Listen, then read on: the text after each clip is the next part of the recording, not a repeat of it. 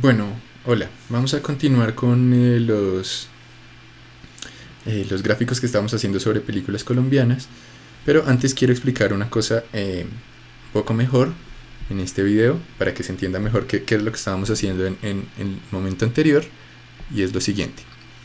Entonces, primero hicimos una selección de un SVG, ¿verdad? Seleccionamos un SVG que ya estaba dentro del HTML. Y dentro de ese SVG queremos crear unos círculos, y cada uno de esos círculos queremos que dependa de un dato, que es una película colombiana. Entonces, lo que hicimos después, a continuación, en esta parte, miren, en el código de select all circle, es lo siguiente, es decirle, bueno, dentro de ese SVG seleccione todos los círculos, o sea, dentro del mundo de las formas de ese SVG seleccione todos los círculos. Pero nuestro SVG no tiene ningún círculo, está vacío. Entonces ese select all lo que va a hacer es no seleccionar nada. Y luego le estamos diciendo aquí con data o con data como ancle esos círculos a unos datos. ¿Cuáles son esos datos? Cada una de las películas que están en la array. Pronto si lo hago en orden queda mejor. Cada una de esas películas que está en la array, o cada uno de esos datos sobre películas. Pero de nuevo, cuando quiero anclarlos a un círculo, no existen esos círculos. Entonces, para eso estoy utilizando la función enter y append. La función enter y append lo que está haciendo es simplemente decir, bueno, como no hay ningún círculo aquí, cree un círculo para cada uno de esos datos de películas. Entonces ahora, cuando estoy seleccionando los círculos, pues ahora sí van a haber círculos porque se están creando. Y una vez haya hecho eso, ahora puedo modificar los atributos de estos círculos. Puedo modificar en qué lugar están ubicados estos círculos, puedo modificar el radio, puedo modificar todas las cosas que ya hablamos antes que se pueden modificar. Pero además, como estos círculos están anclados a un dato, puedo hacer que alguna cualidad de este círculo dependa de este dato, y que unas cualidades de este otro círculo dependan de este dato, y así, cada círculo depende de un dato. Entonces acuérdense, por ejemplo, que en las películas teníamos ciertos datos. Teníamos el dato, la calificación que tuvo, tenemos el dato cuánto dinero recogió esa película, tenemos el nombre de la película, tenemos la duración. Entonces yo puedo hacer que el tamaño de los círculos dependa, por ejemplo, de la duración, o del tamaño, del costo, o de cosas por el estilo. Y cada círculo se va a actualizar dependiendo de a qué dato está anclado. Ese es el principio básico de D3. Entonces, para poder hacer eso, normalmente se utiliza un tipo de función que es una función anónima de flecha, lo llaman. Entonces, en la función anónima de flecha, yo puedo poner unos argumentos que básicamente son estos dos. Bueno, existen otros, pero los que más se usan son estos dos.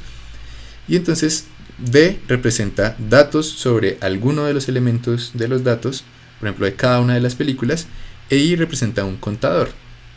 Entonces, si yo hago aquí esta función de flecha, que ya vimos en el video anterior, yo puedo, por ejemplo, hacer que un dato dependa de que un atributo dependa de un dato. Por ejemplo, puedo hacer que un atributo de un círculo dependa de la calificación. Entonces puedo usar d.cal para acceder a uno de estos elementos. O sea, este d.cal en esta parte lo que está haciendo es buscar cada una de estas películas y buscar cuál es su elemento de calificación en el objeto.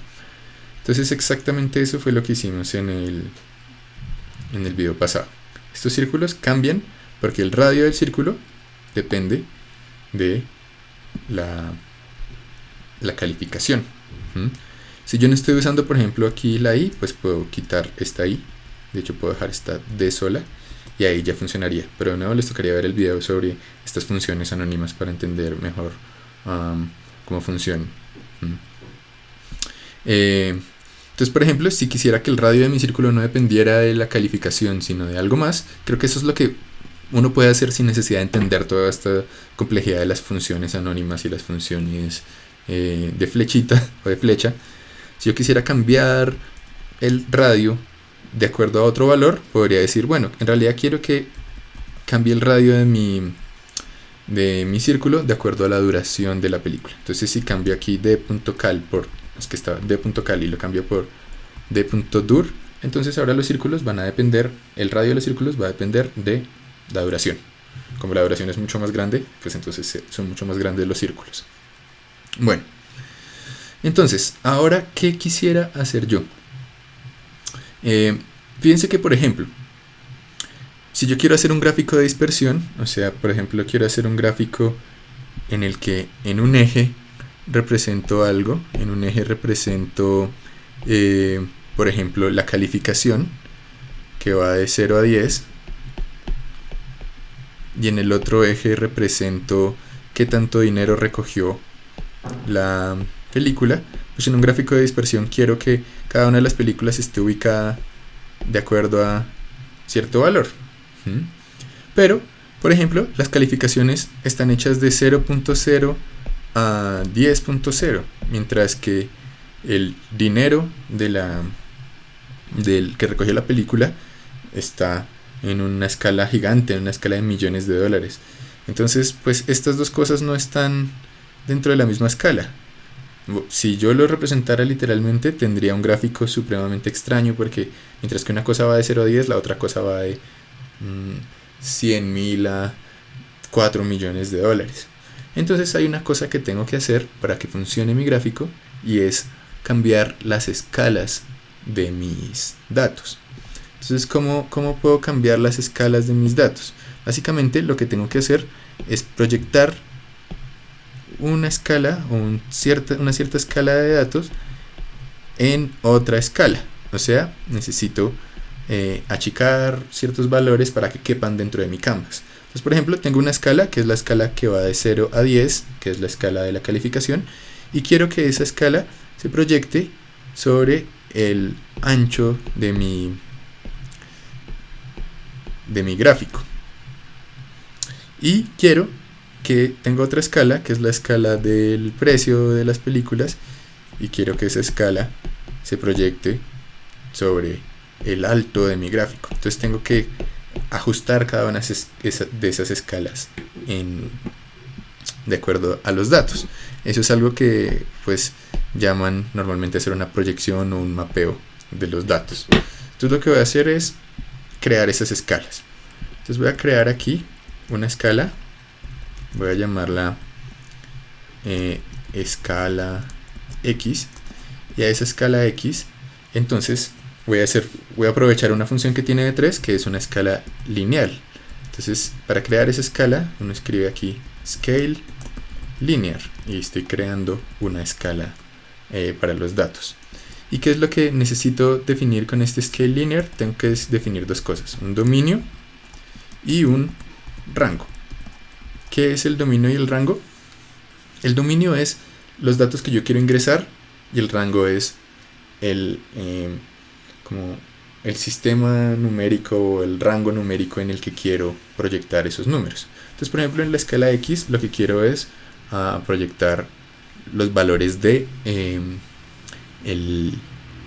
la calificación de mis datos. Entonces mi dominio, y aquí tengo que poner un array, mi dominio va de 0 a 10, ¿cierto? La calificación va de 0 a 10.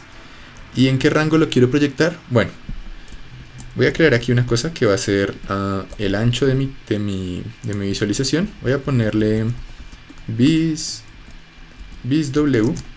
y le voy a poner 500, y voy a crear un alto de mi visualización, bis h, y le voy a poner, ¿cuánto había puesto? 400.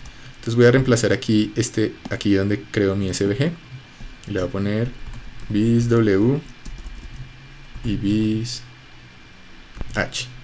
Y entonces mi rango va básicamente de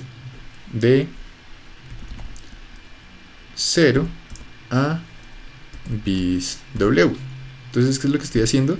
Estoy creando una escala, y entonces ahora el valor de 0 a 10 se va a repartir a lo largo de o a lo ancho más bien, de mi canvas.